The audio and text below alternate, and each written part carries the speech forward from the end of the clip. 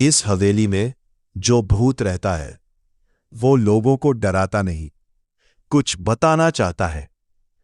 और उस रात अर्जुन की जिंदगी हमेशा के लिए बदल गई। जादुई कहानी अर्जुन और रहस्यमयी हवेली का भूत। एक छोटे से गांव के किनारे एक पुरानी टूटी फूटी हवेली थी। लोग कहते थे कि वहां एक भूत रहता है। रात होते ही वहां से अजीब आवाजें आती थी। दरवाजे अपने आप खुलते थे, खिड़कियां हिलती थी और कभी-कभी रोशनी भी दिखती थी।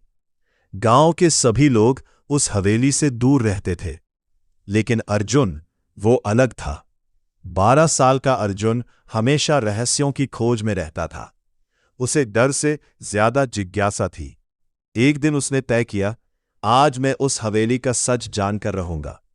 शाम ढल रही थी, आसमान नारंगी से काला हो रहा था। अर्जुन धीरे धीरे हवेली की ओर बढ़ा।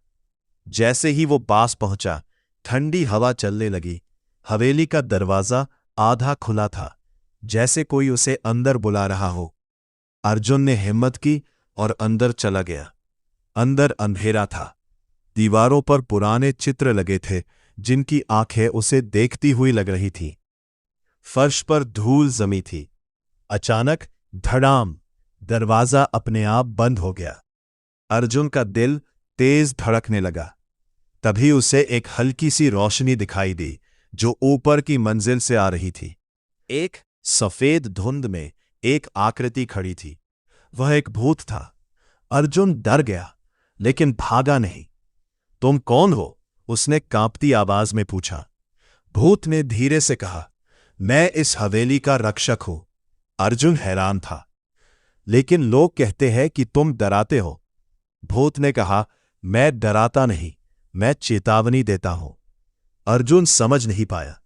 भूत ने उसे एक कमरे में ले गया। वहां एक पुराना संदूक रखा था। इसमें इस हवेली का रहस्य छुपा है, भूत ने कहा। अर्जुन ने संदूक खोला। अंदर एक पुरानी डायरी थी।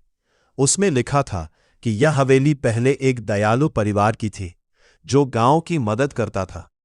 लेकिन एक लालची आदमी ने इस हवेली पर कब्जा करने की कोशिश की। जब वह असफल हुआ, तो उसने हवेली को जला दिया।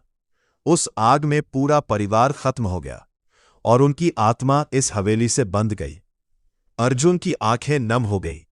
तो तुम बुरे नहीं हो? उसने पूछा।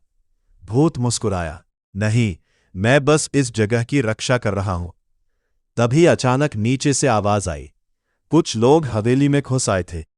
जल्दी करो, यहां खजाना जरूर होगा, एक आदमी चिल्लाया।